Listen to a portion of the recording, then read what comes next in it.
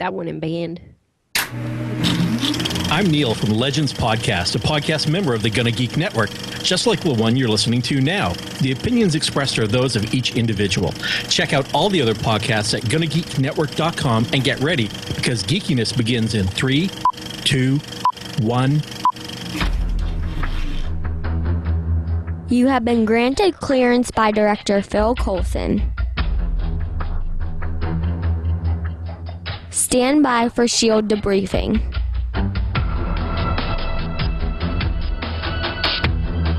All information to be discussed here is classified and may only be discussed among agents granted clearance by the S.H.I.E.L.D. Director. Now it's time for your scheduled debriefing. I'm Agent Stargate Pioneer. I'm Agent Haley. I'm Agent Lauren. Oh, and I'm Kier. Welcome to Legends of S.H.I.E.L.D., a Marvel Comic Universe podcast. This is podcast number 88 on Daredevil Season 1, Episode 13, Daredevil. This podcast is recorded on Wednesday, September 2nd, 2015. Legends of S.H.I.E.L.D. is a fan-based podcast on the ABC television show Marvel's Agents of S.H.I.E.L.D., Marvel's Agent Carter, Marvel's Daredevil on Netflix, and the general Marvel Comic Universe. Because this is our city, our family! If you'd like to talk to us about our city, our family, you can find all of our contact information on our website, legendsofshield.com. We have a voicemail line, 844-THE-BUS-1. That's 844-843-2871. You can also find us on Facebook, Twitter, Tumblr, and YouTube by searching for Legends of S.H.I.E.L.D. And you can hit us up on our forums, forums.gonnageek.com, or you can search for Gonna Geek on the Tapa Talk app. This time on Legends of S.H.I.E.L.D., we're going to welcome back here to the podcast. We're going to talk about our Ant-Man Marvel Crate giveaway. We're going to talk about Daredevil. We're going to run down your weekly comic book news on your S.H.I.E.L.D. number 9 report and Neil's Mighty Marvel Moment. We're going to run down your Marvel news of the week and your feedback. Kier, welcome back to the podcast, sir. Hey, my lanyard was right here on the hook where I left it. Sweet. Amazing. Who gave you a lanyard? Wait, how did that happen? Haley, was that you? No, he stole Jay's. Well, I made it myself. I just drew my face on a little piece of paper with some crayons, and I just used some double-sided tape. It's pretty accurate. That reminds me. It just says, I do what I want. I need to find somebody to make me that chest of badges that they had. Yeah, Koenig's, Koenig's badge for every occasion. I know. And Haley just, she's on video tonight. I know you guys can't see it, but she held up her badge, which was signed by Ming-Na, so she wins. Queen of the podcast. Yeah, I just can't. Is that what it says on there? Queen of the podcast? It says, to Haley, and then the squiggle that is her name, with a little heart sign, and then it says Agent May. Okay, you win. Because she hearts me, not you. Ha ha ha ha. Oh. Well, Kier, welcome to the podcast. I'm glad you have your lanyard, even though it was homemade. And, you know, there's something to be said about that. It shows creativity, ingenuity. I'm a crafty bastard. The fact that he owns a lot of glitter. Don't know why. Do you have glitter on your TARDIS in your backyard? I save all the glitter that I come across, or anything that the vacuum bag picks up, and I keep it, well, you can't really get rid of it, so I might as well just jar it. If you can't get rid of it, corral it. Right. So basically your lanyard is made up of carpet glitter and chicken feathers, is what you're saying? Pretty much. Yeah. Okay. Just another night at the strip bar, I suppose. What kind of strip bar are you going to? A foul one. Visions of Kier. Ding, ding, ding. Visions of Kier had a strip bar actually working at one. It just danced by. I just need. We need to move on. Okay. And then he's covering himself with a chicken. Gonzo and Camilla routine. Okay. So with that, I'm going to lead into our Ant-Man Marvel Crate giveaway. And I can't even see the rails from where we are right now. I know. It was so far off. I can hear them, though. Yeah, right. With the train tracks right there. So we have this Marvel Crate to give away, and I need to give it away to somebody. I don't care where I have to send it. I'll even send it somewhere in the solar system at this point in time. I'll pay to ship it off the planet. So all you have to do is do what, Lauren? What you need to do is in some form, whether it be on Twitter, on a review, on a forum comment, calling in, whatever you want to do, emailing, carrier pigeon. If you were to perhaps send in a letter attached to a penguin or an otter or a possum, I would really appreciate it. But what you need to do is send us your funny review of Ant-Man. And you know us, you know our sense of humor. It needs to make us laugh. The funnier it is, the higher you go in the priority to get it. So we'll be running this until the end of September. So about the time that we start up Agents of S.H.I.E.L.D., we will be giving away the Ant-Man Marvel Crate. And then we'll move on to something else because we have a lot of cool stuff to give away. So can't wait for that. All right. We all watched it again. I assume it was like the 50th time for Kier since he watches it in the kitchen all the time. But we watched Daredevil. It was pretty cool, wasn't it? It involved a daredevil. It did. They kept it real true to form. I'm not sure I like the horns. You know, the thing is, I really do think the Devil of Hell's Kitchen is a cooler name. Yeah.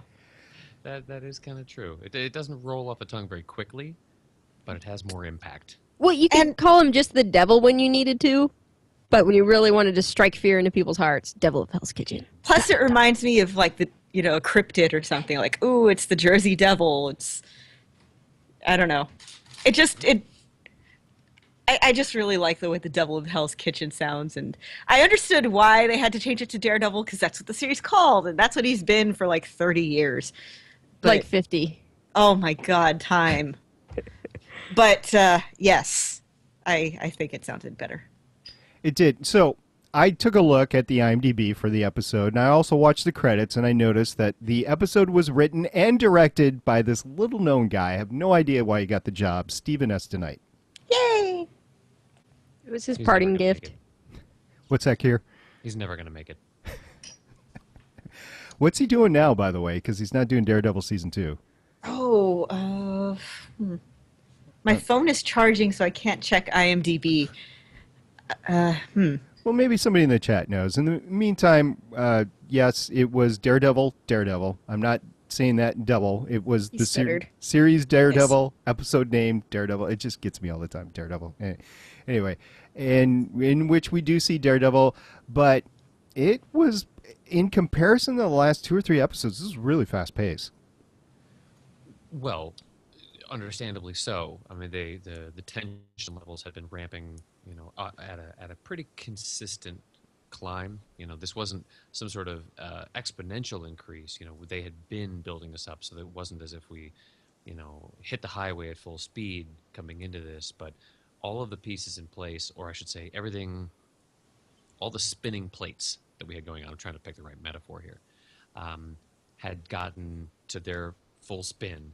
And now when you start to see the certain ones wobble that you want to wobble, and Fisk's empire is on shaky ground and everything is now in motion, I feel that it justifies some of the rushes that we got through the preceding 3 episodes, and sets the bar. Well, the bar has been set so that we can just continue to run through this one full tilt, and you don't notice the fact that you've been kind of holding your breath for a few minutes at a time.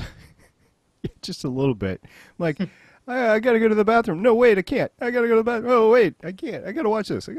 So that was good. Even on the rewatches, if you can't even pause it to go, fill your popcorn bowl or something in the middle of a rewatch, that's good television. Right. So ATGN podcast in the room, which is Mr. Christopher L., said he is Stephen S. Tonight is in the writer's room for Transformers, and then some, I don't know, whack job called Girl said that Tonight is working on a TV movie called Incursion, set to come out in 2017. So that is what Tonight is doing after Daredevil. I mean, what do you do after the best TV series ever? Well, you go back and you make another season of Spartacus, where this time everyone's alive again, and they're going in through the future, and they're just killing their way through history. That's what you do. They're going to make it to Rome this time, guys. They are. It's just me. Oh, yeah. So I did watch the rest of Atlantis here, by the way, which aired on BBC America. I know you were very loathsome to tell me that it had been canceled. So the rest of it aired this summer, and yes, we do get to see the Argo shove off, but that's it. And then it stops. So I'm like, oh, they really needed one more season for that. Anyway, they need another season for Daredevil. We're going to get one sometime next year. The date has not been out for it yet, but it is awesome. Yeah. It is. I mean, we're going to get Jessica Jones, and are we going to get Daredevil next, or is it going to be Iron Fist next? I don't know, actually. Yeah, so we'll see that when it comes out. I think they've been moving farther forward with Iron Fist at this point. It's probably closer to the point where they can start doing some pre-production. Get their principal locations chosen, things of that sort for Crew A and Crew B. As far as the second season of Daredevil, I don't think they've moved farther forward than just some casting rumors at this point. No, they've been filming. Yeah, because we've seen what's his name, Bernthal, as the Punisher. Yeah, they've been filming. Oh, yeah, that's right. Well, it brings up one of the points that I wanted to kind of address for now that I guess can we technically do a little bit of a season look back now that we're at the final episode? I just found it very interesting, and again, this is probably because of the development nature of this particular series or how the series came to pass, and the way that it was handed over to Netflix and how it was ended up getting put into the public hands. Such an interesting choice that they ended the season without any sort of definitive cliffhanger. And it just kind of, has a button at the end, and you just kind of say, well, all right, well, he's found his niche. He's committed to it now. And, Fisk is, for the moment, stowed away, has his pensive stare at the wall as the lights fade out. But this doesn't, it almost feels as if they were ready to say, okay, we may only get one shot at this. Mm-hmm. I think that's what it was, because I don't think it was renewed for season 2 until I can't remember the timeline, but it was like 2 days after it had come out and all the ratings started to come out about how many people were actually watching it on Netflix, how many people were talking about that sort of thing. So I do think that they didn't know for sure, other than that they wanted to bring him back for Defenders, but they didn't know if they were going to have a Daredevil specific series again. So I think you're right about that. And kind of reminded me of the Defiant. As we record this, Defiance has just ended the previous weekend, and it's a show that I podcast on the Sci-Fi Channel, and it ended in a place where you could leave it, and there was still more with it as well. I want to liken the two seasons, the Defiant season 3 and the Daredevil season 1, as the same in how it ended. There's still more story to tell, but you could leave it how it is and move on with your life without having to spend the rest of your life developing headcanon and writing fan fiction and stuff like that to bring it to an end. Yeah, it's just interesting to make that call or to have that forethought, because there are so many series that just are it seems as if the intent is to just beg for renewal and put something out there that intentionally hangs that hook so that you can get at least some of the fan base to come forward and say, no, please, you have to save this, or you have to make sure that this continues because look, we're fully invested in this incomplete arc or what have you. They are, I consider it to be a little bit of a risk these days, to take something and just say, no, we're just gonna give it the one series, tell our story, and be done with it. It seems like everything is always swinging for the fences, from literature to television to film series to everything. Everyone just wants to see it continue forever because they're looking for the next big franchise. Yeah, not everything can be Doctor Who. Doctor Who can't often be Doctor Who. Yeah, true. But in this particular one, in the Daredevil season finale, you do get Matt, Karen, and Foggy back together again as the trio. It was a little bit different, though, because Foggy definitely was targeting Marcy, and you had that little thing, hand-holding thing between Matt and Karen at the end. Right, and her little flicker of acknowledgement. So yeah, the dynamic among them has all entirely changed. We got the band back together, but the band isn't quite the same anymore for their experiences apart. So whose secret do you think will come out first, Matt's or Karen's? I think Karen's. Secret to the world or to their little to band? each other? To their little group. Oh, back and forth? Yeah, I think it's Karen. Yeah. Because right now it's Karen who's trying to keep her secret on her own, as opposed to Matt, who has now Foggy keeping it for him as well. Which I guess from one point of view you could be like, okay, it's the whole two men can keep a secret if one of them's dead thing. But on the other hand, it's two people making a concerted effort to distract and keep somebody away from noticing something instead of one person trying to keep two people from noticing. Unless we just never really address Karen's secret again, and she just swallows it. There was too much laid on the table on her. I mean, Ferris Agreed. brought it up before of what kind of background that she really had, and ever since he said that, I've been noticing more and more about Karen. They laid a huge Easter egg for a follow-on series or whatever. And I don't know if it's going to be season 2. I don't know if it's going to come out in Defenders. I don't know when it's going to come out, but it's obvious they plan for it to come out. Mm. So, Leland, I thought we were going to, if I remembered this, Leland's scene was a little bit more towards the end than the beginning, but it was like within the first 10, 15 minutes and he was out. But well, probably because the first time you watched it, you watched several episodes at once, so it seemed like it was at the end. Yeah. I did. I watched it in 2 days. So they're gonna eventually. They are going to start producing. Netflix is going to start doing these things as the true binge cut, where they actually cut the intro and outro credits and just run the story nonstop for 8 hours and 20 minutes. Oh wow! The credits on this are really long. Mm-hmm. The end credits or the beginning credits? The end credits. Well, yeah, but there's never actually watched the end credits. Oh, I make sure I go through. Neither did I. I fast forwarded through them. On this particular one, I made sure I went to the end because I wanted to see if they had a little thing on there that said Daredevil would be back in 2016 or whatever. They did not. Because at the time they didn't know, as we already I think discussed. that was the only. I think the first and last episodes, my first watch through, were the only time I ever watched the credits. And this time I didn't even bother. It's like, episode's over, stop, put out a tweet, and turn off the TV and go do something else. I think the credits on this particular one, and I can't remember the running time, but it was 1 minute, 57 seconds. And because that was the time left on my Netflix slider bar as I was watching it here in the office.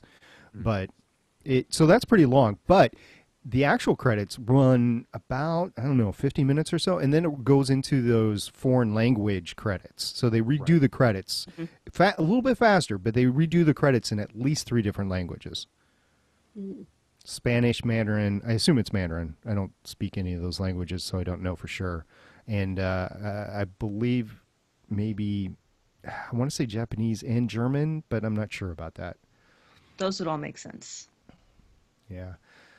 So yeah, Leland, the guy had a little guts coming to it. He was like, okay, this is the way it's going to be. I'm going to leave. I'm going to take half your money, but you're going to get half, and everything's going to be fine. Because he thought he was dealing with a reasonable man. Yeah.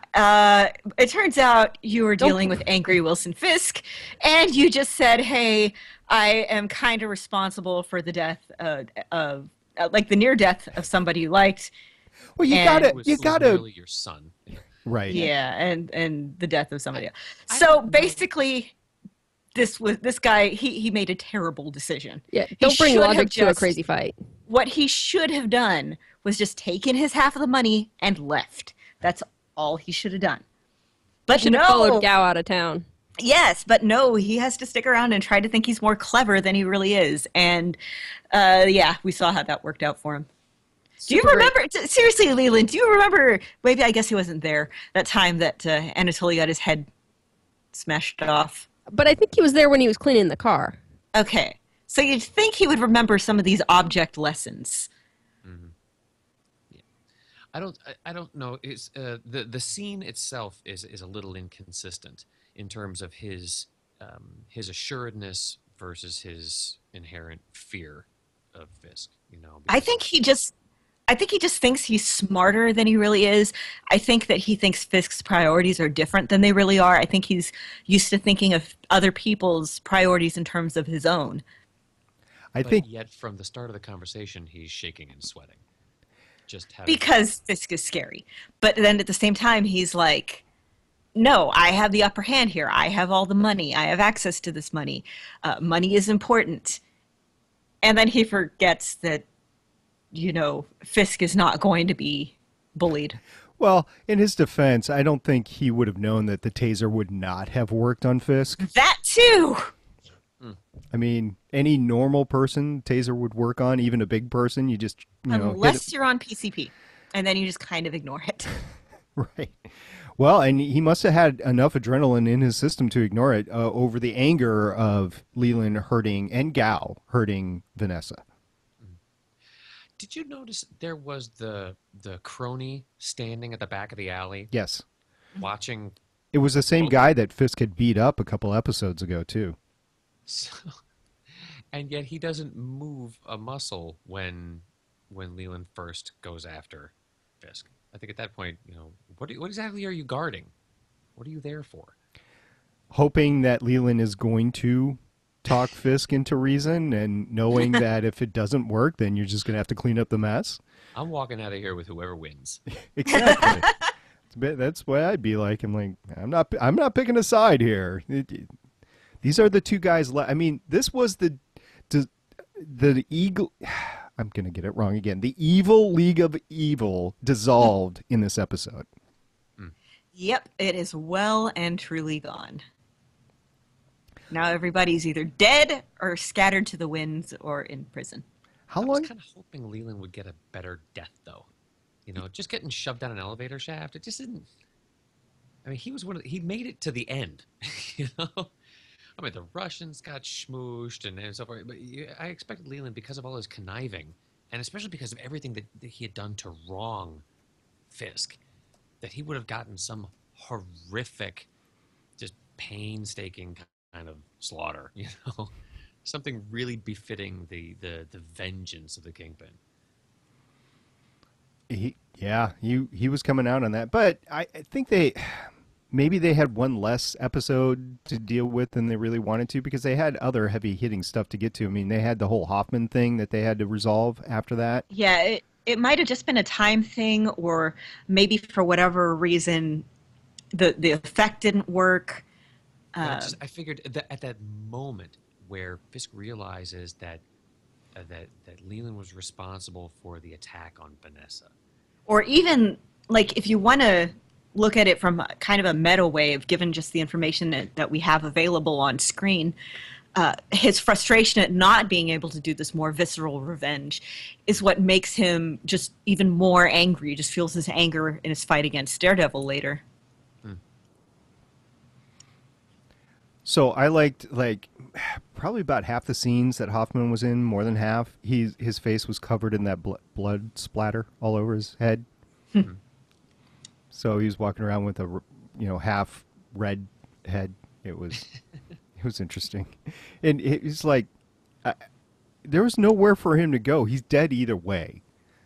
Eventually, he will die. He's not going to be allowed to live. So it's a question of do you want to die right now or in a couple weeks? Do you have any items left on your bucket list? Might as well go through them. Yeah. Oh, and I don't know if it was shown before this episode, but this definitely was the Stan Lee cameo behind the sergeant's desk. Yeah. I don't think I picked up on that the first time I watched it through. This time I got it. It does not hurt that I read the IMDb trivia before watching the episode. Well, I picked up on it in the first rewatch, and then I went back this rewatch, and I was looking for it sooner than this episode, and I did not see it before now. Now, it might have been there. I just might not have noticed it, but it was definitely this episode that we get the Stan Lee cameo. And, of course, what we're talking about is his picture behind the sergeant's desk up on the wall. That was it. We didn't actually see Stan Lee on camera. It was a picture. Which probably qualifies for one of the most subtle Stan Lee inclusions in any Marvel content. Well, short of maybe seeing his name in a phone book or something flashing past the screen. Would you say that this was more or less of a cameo as Big Hero 6? Less. Less. Okay. Just wondered how animation ranks in between. I'm sorry, though, but when he gets I mean, obviously you're paying attention to the stingers these days. Who does not pay attention to the stingers? And you get something where you've got the iconic voice. I think that's far more than just a still frame photograph behind a desk. So, yeah, talking about stingers, my son, Sandrock, went to go see Ant-Man, finally, without me. And that's fine. I saw him before he did anyway. So he saw it a couple weeks ago.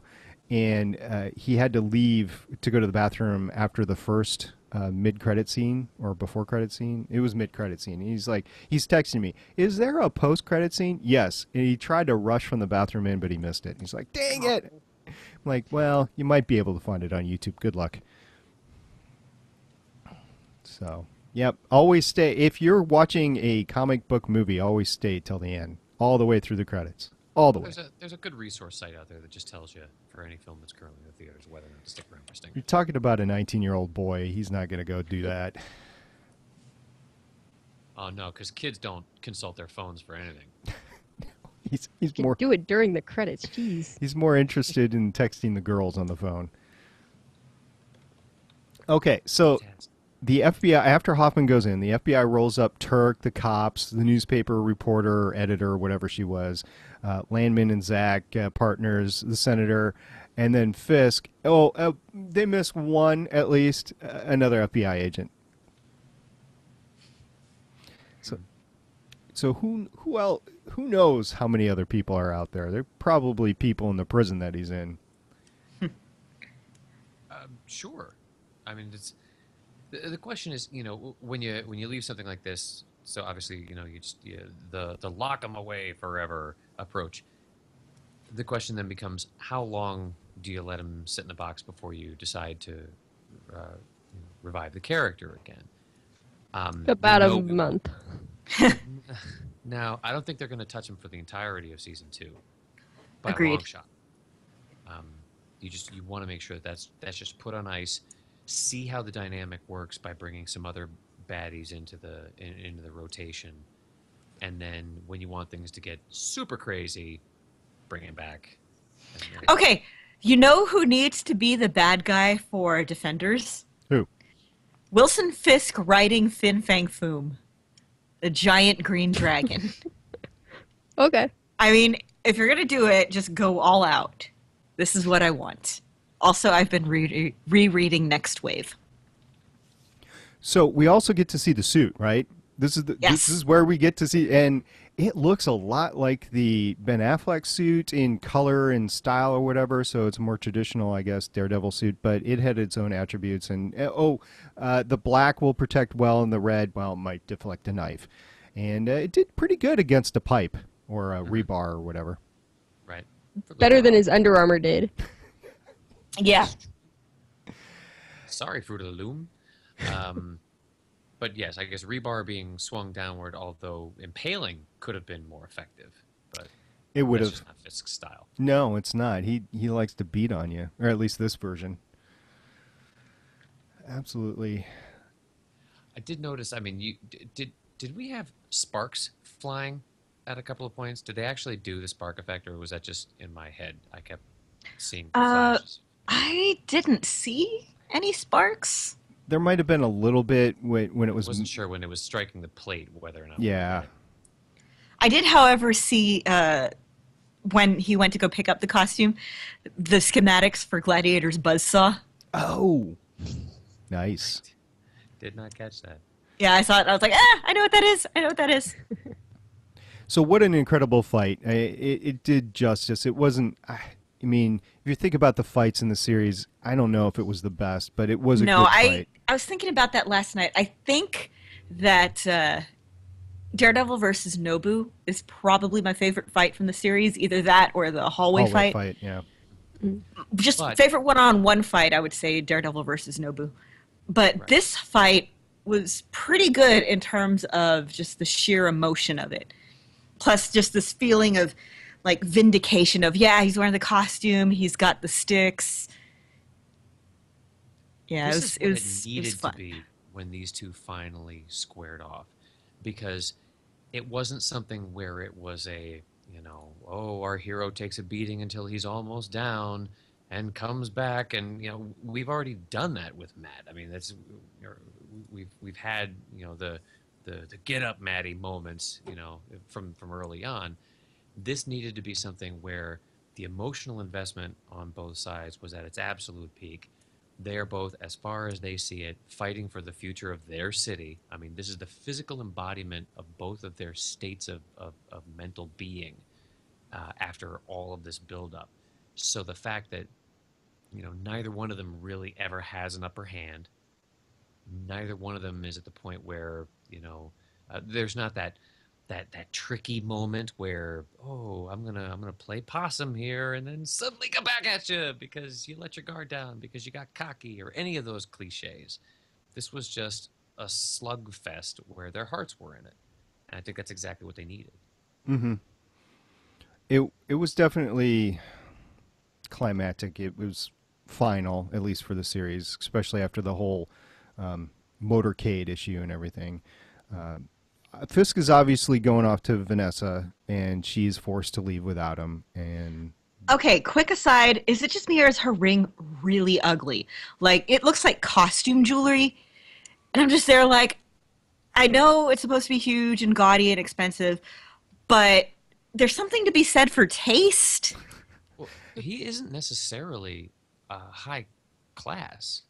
He's just But given his apartment and his wardrobe, and you'd think that, it bugs me. It's like, okay, and I know this is a terrible example because it's not even something that I like, but the engagement ring in Twilight is this huge gaudy cheese grater of a mess. And it's like somebody was like, oh, lots of huge diamonds means it's awesome. And it's like, no, you've got to account for taste in these sorts of things. Like, you need to know how to cut gems and how to arrange them. And this thing, I mean, yeah, if you want knuckle dusters, the ring that Vanessa gets is pretty good. But it looks like a ring pop. well, Here's the thing. Wilson Fisk is not a classy guy. He's new money. So he's wealthy, but he's not necessarily classy. okay, so three things. First of all, you have no idea what special powers that ring actually has within it. So you don't know if it's a weapon, defense, a shield. You have no idea. So that's one. It's one of the Infinity Stones. Yeah, it could be. Number two, Wesley isn't around anymore to pick it out for him. So That's true. Okay, good His point. class. So- Wesley was his taste. so there's that, and then Okay, so basically, like, okay, you know how in Hannibal Lecter's prison cell is covered in all these tasteful drawings and things. Wilson Fisk's prison cell is going to be covered in like velvet paintings of Elvis. I think he likes the rabbit in the snowstorm effect. But Okay. number three is I'm pretty sure that the intern in charge of getting the good ring from Tiffany's just failed miserably at the task, so they had to go to a pop machine or whatever in a Walmart to get it out. He went to one of those quarter dispensers, Yeah, right. got one there, and he pocketed the rest of the money they gave him for a ring. So good on you, intern. Way to use company money well. Here you go, boss. So there's that. Okay, so basically that's it. That's the finale. We had one heck of an episode all the way up to the end, and you had the little montage at the end and everything, and we're set to go. I'm going to say one sort of look back statement here about and this only applies because this kind of caps what I'll consider to be like the back nine of this series, is that I finally can come to terms with Foggy. And Okay. I know You've been having problems with Foggy. I did. The whole first half of the season, I had a lot of problems, not necessarily with the character or what they had written for him, but the way he was actually being portrayed. He seemed a little overly goofy. And it wasn't until they really got to some of the key emotional investment for the character where he really is forced to put aside the foggy face. You get the foggy face, and he's just this Foggy goofy- Bear. Exactly. And you start to get something, and it draws more from the actor, and I'm hoping that is now that they have established that, or that they have unearthed that, and because of the fact that now the character has the full breadth and knowledge of what's really going on under the surface, well, as far as he is let inside that loop, we'll get a more consistent and, in my estimation, a more enjoyable character from here on out. Thankfully. Well, Karen, hopefully. we're going to still work on her. Just one last thing. Fisk's Bible story, as he was recanting that he is the ill intent. Yeah, how much does that remind you of Pulp Fiction? That was exactly where they were going with it. Anytime you wanna really force some villainous drama, go biblical. Yeah, pretty much. Especially from him, from Fisk. Oh, yeah. Yeah. Just the way that his voice got just so angry and growly. Again, I really, really love Vincent D'Onofrio in this series. He was just the perfect choice. Would not have chosen him from the get-go, but he definitely did a great job. Set the bar awfully high. Well, and then, you know, as far as his mask, Kingpin's mask, you know, he wasn't moving around too well. They had to put the ladder on the truck. They had to help him up and down the truck. When he was running down the alley, he looked like he was a bear stumbling down. Okay, it looked I remember, and I think I brought this up a while ago.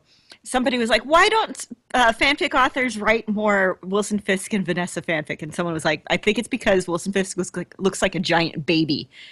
And when he was running, that's all I could think of, just this giant toddler just kind of weeble wobbling back and forth because he runs like a weirdo. Well, see, I was going back in my head to Edgar. Edgar's he kind of shambles too. Okay, yeah, maybe it's just Vincent. Maybe it's not a character choice. Maybe that's just him. I think that's just how how he runs. Vinny runs. I bet he doesn't do a whole lot of running at all. Not with a body like that. I am not fast. Oh, Baymax is Kingpin. Oh, cosplay crossover. Oh, King Max or Baypin. Oh my God! It's adorable and disturbing. Oh. Okay. Is there anything, Haley, that you want to say about this episode before we get to the quotes? No, we've talked about pretty much everything. Lauren? So. I am not fast. Okay. Kier? I'm not getting over that. Nope. All right. You're on, Haley. You go after him in the mask again, he might kill you. Or you'll kill him, which will probably have the same effect on someone as Catholic as you. That's true. And that's it. I didn't have very many quotes. Oh, there you go. I am the ill intent. Yeah, you got to say. That was my other. That's my other choice for the because of this week. Yeah. That would have been good. I mean, that was the most impactful dialogue, I think, of the episode. So there you go. We have spent our summer. We're wrapping it up before Labor Day, so technically this was our summer project, and we're done with it. Of course, the podcast won't be out for a couple of weeks. Sorry about that, but we have had a hoot doing it. Thank you very much, Kira. Thank you very much to everybody that has come on and enjoyed Daredevil with us. Kira, you get to be the last Yahoo or hoo-ha or whatever in the a hoo-ha is something completely different. Yeah, right. that's yes. Well, you get to be the last word in our guess for Daredevil. So, do you have anything that you would like to say? Get thee to confession. Yes, sir. Especially after the hoo-ha comparison. Last hoo-ha on Earth. That's the new series. All right. So Secret, it's a fleshlight. Again? Plot twist. all right. So we're going to go into some comic book news really quick.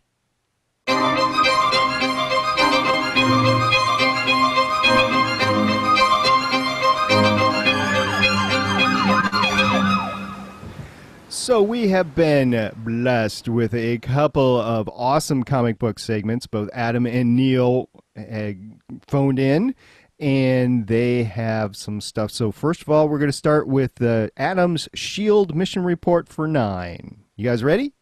Yep. Let's do it. This is Consultant Black Adam with your mission report for S.H.I.E.L.D. And for those of you listening live, we just don't have time. Haley's got to go in a little bit, so we're not going to play the clips, but they will be in the final podcast. So stay tuned for the final podcast. Just gotta fight crime. Adam, thank you very much. That's awesome. I can't wait to read the comic books that are coming up. That is awesome. Thank you for cluing us in on S.H.I.E.L.D. Mission Report 9 and the upcoming comics. It's going to be great. You got me so excited. I am so excited I have Comixology to read all this stuff now, too. Okay. And then, as always, Mr. Neil has come up with his weekly Mighty Marvel moment. He did so on vacation, so this was a sacrifice for him to do it. Read comic books on vacation, twist my arm. Pretty rough. So here we go. Hi, agents. Neil here with your Legends of S.H.I.E.L.D. Marvel moment, covering new releases from August 26th. That was awesome as always, Neil. That was great. Okay, seriously, Neil, where do you find the time to read all these comics? Because I love comics and I have no time. I know, and he goes through all of them. And he has time to summarize them and come up with witty things to tell you about them. Yeah, so he's like reading and taking notes. That's way beyond any podcasting about a TV show that I've ever done. What do you think, Kier? I'm pretty sure he has a Zaphod second head, so that he's probably recording with one. He has a time turner. There you go. Yeah. If I had a time turner, I would use it to take naps. Oh my God, yes. Absolutely. If I had a time turner, I would go back in time so that I would know the spots where like frogs have been, and I would go and I would be there to catch the frogs. I'll use the time turner and then I'll make later Haley go to work. But I would just end up with like 3 napping Haleys in my bed and nobody at work. You really see how people's priorities fall when you start discussing hypothetical time travel here. I've got napping and frogs. I like frogs. Okay. I made friends with one yesterday.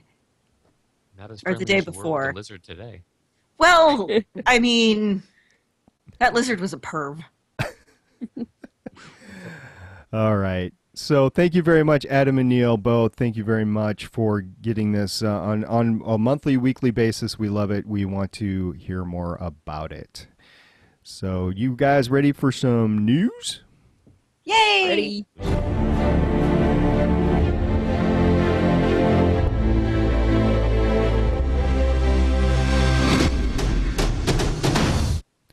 Well, the big story of the week happened to come out a couple hours ago. I saw it fly by my screen at work and was like, what's with this? And then I was like, oh, I'll read it when I get home. And I got home, I read it, I'm like, oh my gosh, this is big. So yes, there is a shakeup at Marvel Studios and Disney. Yeah, so, okay, first of all, I almost fell off my chair there.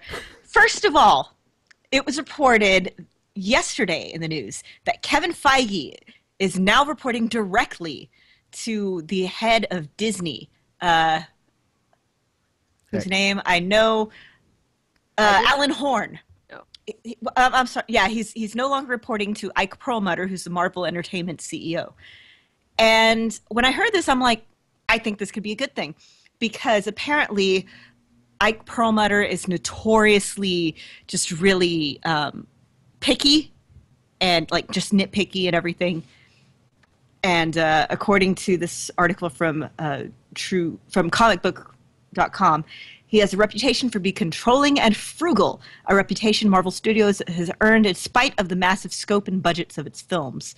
Earlier this year, reports emerged that Perlmutter was unhappy with Marvel's publishing side promoting Fantastic Four and X-Men comics while parent company Disney didn't own the film rights.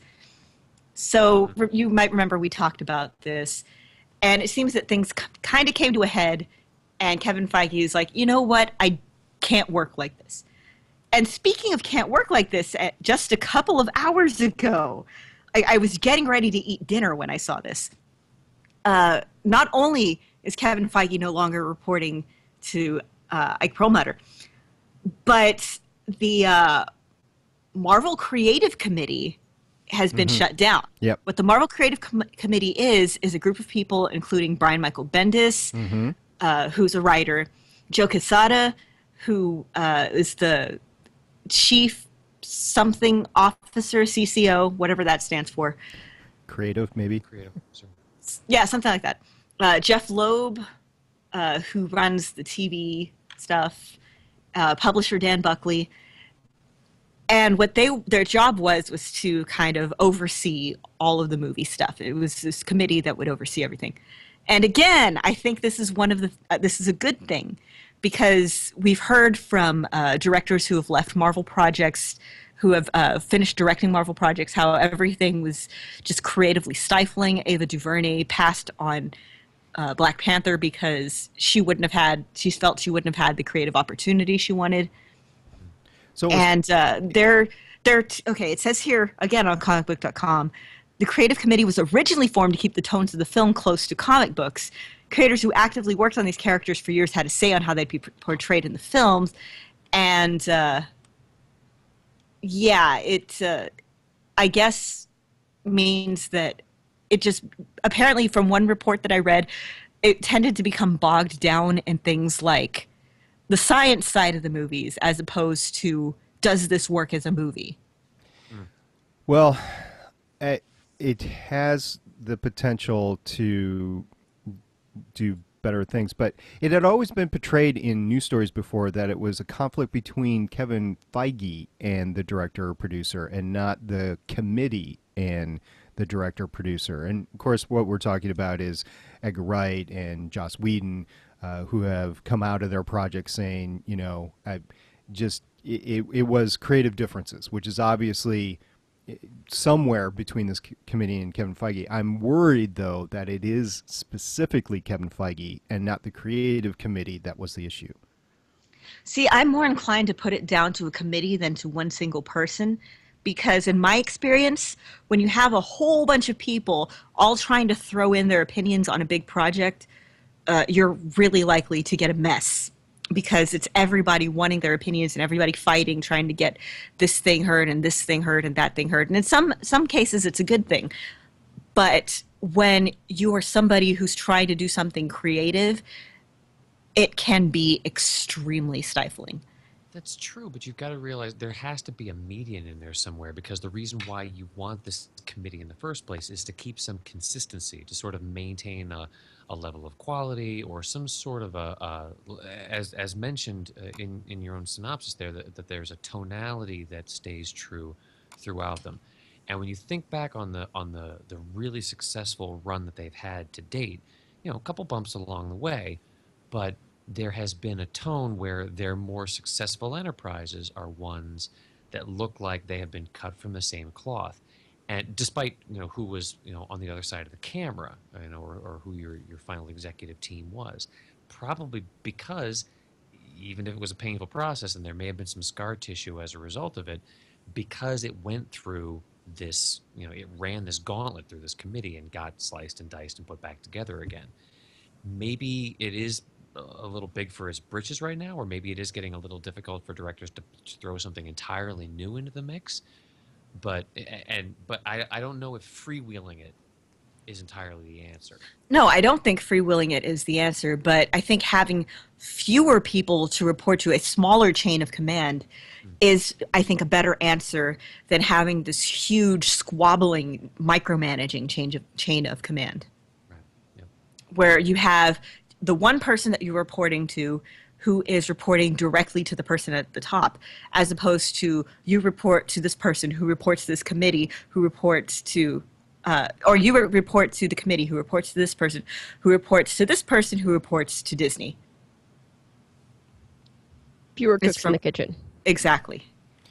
Well, hopefully it works out. I mean, we have another, 12 movies in the next few years, so, I mean, we've at least 10. I'm trying to remember the exact amount that was scheduled. I think it's 10 at this point in time. We have double-digit movies at this point.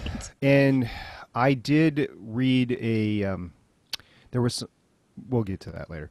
So we also have some news about Luke Cage! So what we got, Lauren? Okay, this, again, announced very recently. I was eating dinner when I saw this. Did you choke? No, but I did squeal. Rosario Dawson will be officially reprising her role as Claire Temple. Yay! Yay. And this, of course, does make sense because Claire Temple, the character, was a romantic interest of Luke Cage in the comics.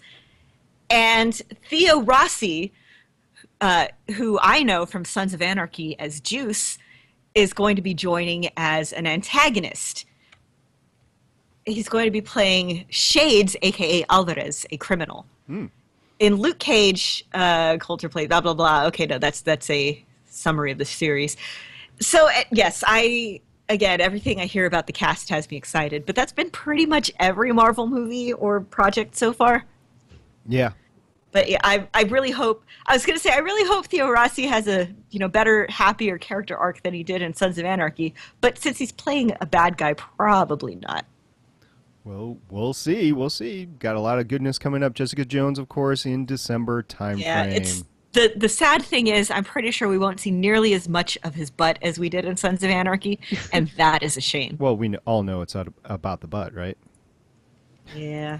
Well, I mean, make sure that you include the other little supplemental. Oh, I just saw this. Oh my God. Okay. I wanted to throw this in because I knew it was going to make Lauren. Yes. Okay. Kier, just put this. Misty Knight is going to appear in Luke Cage. Misty Knight is awesome. In the comics, she's a cop with a bionic arm, and she and Danny Rand hook up. Tony Stark. Yes, and yeah, the bionic arm, not, she is not given to Danny Rand by Tony Stark. But no, she gets the bionic arm from Tony Stark. But she's a cop with a cybernetic arm, and she's awesome, and she and Danny Rand hook up, and in the current Secret Wars, Secret Love comic, they have a daughter whose name is Lucy, named after Luke Cage, which is adorable because Luke Cage and Jessica Jones's daughter is named Danielle, Danny, after Danny Rand, and it's just the cutest bromance. But anyway, no, Misty Knight is awesome. She's a martial artist. She can shoot. She can just beat you up. She has a bionic arm. She's just, I can't wait to see who they have play her. It's going to be amazing. I love how excited you get over this stuff, because if we were talking Robotech and like the new Robotech series coming out or whatever, I'd get that excited about Robotech. So I love seeing that excitement in anybody. It's great. And talking about excitement about new things, there's a new Muppet show that's going to come on ABC on the 22nd of September. Oh my God, I'm so excited. And then like a week apart from that, Agents of S.H.I.E.L.D. comes out, and guess what? They've been doing a lot of cross promotions. We got a great one between the Muppets and Clark Gregg, and I love how Fonzie actually spells out the Marvel's Agents of S.H.I.E.L.D. name. Agents of S.H.I. But yes, it's okay. So it's about a 30-second promo, and it's Pepe the Prawn trying to get plot details from Clark Gregg. It's adorable. I love Clark Gregg. I love Pepe the Prawn. I can't wait for both of these shows. I just love Agent Animal too. That's great. Yes. So that's it. That's it for the news this week, and we're going to move on to some feedback.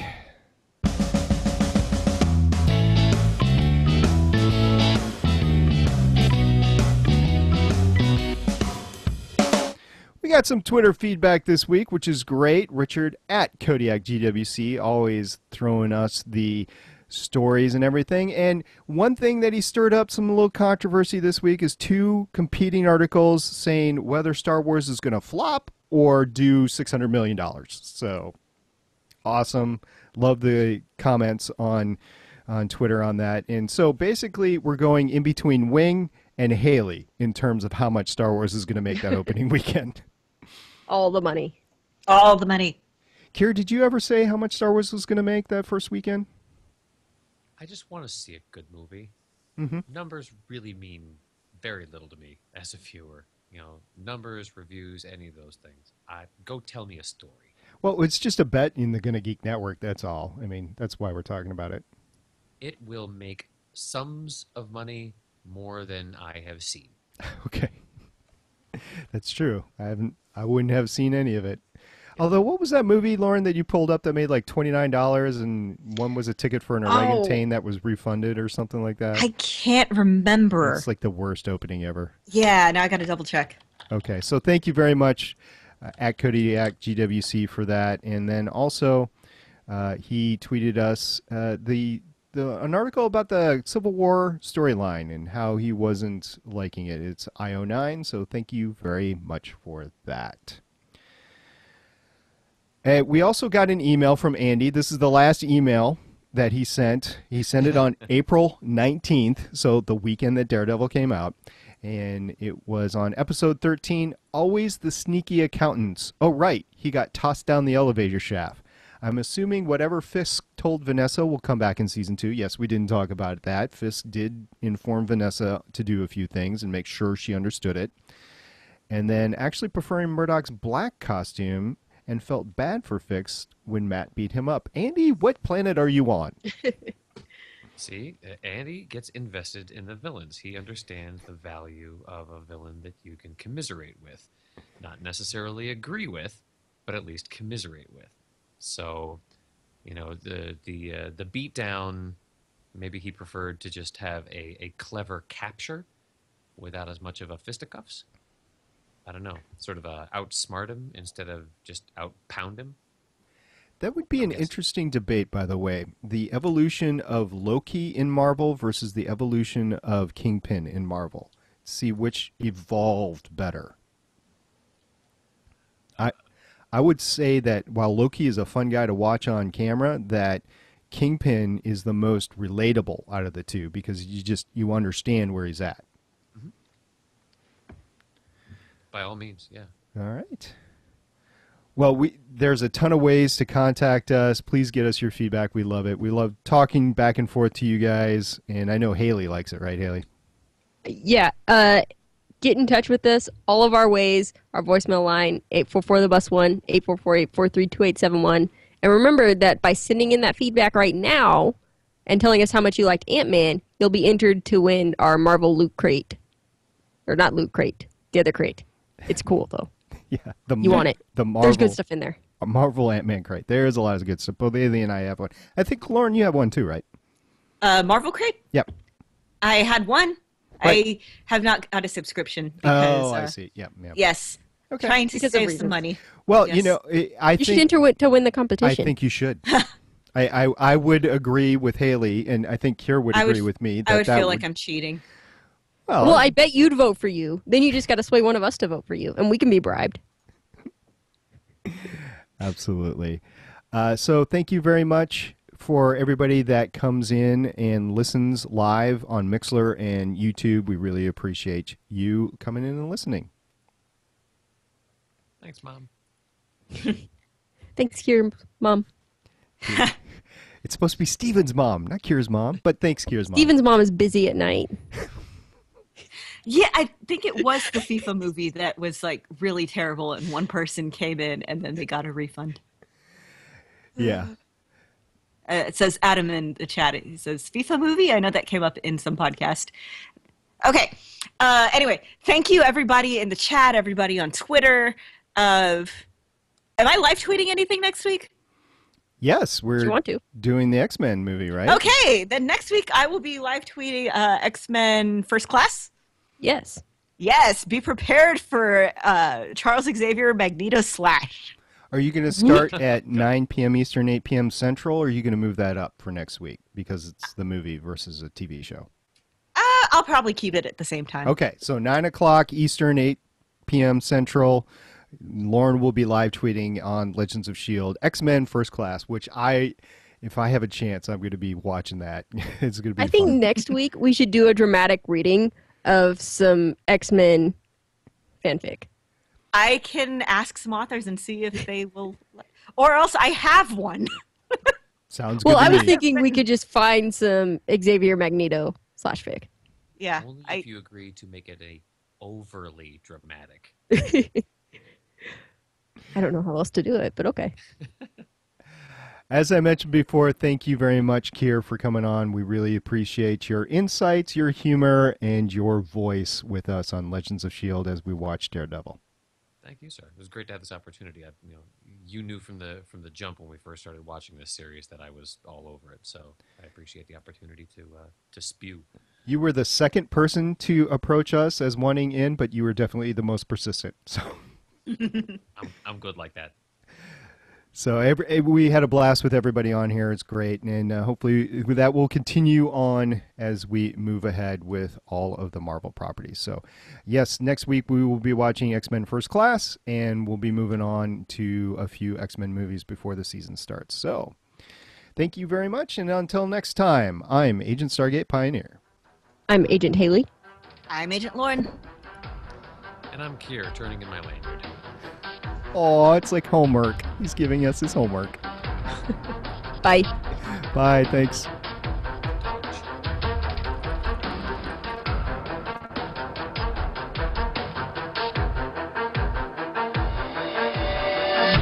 Thank you for listening. If you want to leave us feedback, go to gonnageek.com and you'll find all of our contact information and other shows. You can also visit legendsofshield.com where you'll find our complete archive of podcasts. The music heard on this podcast is by Kevin MacLeod and can be found at incompetech.com. The opinions heard on this podcast are those of the individual host and do not represent Legends, Stream, or Gonna Geek. Agents of S.H.I.E.L.D. is the property of the Disney Corporation. No infringement is intended.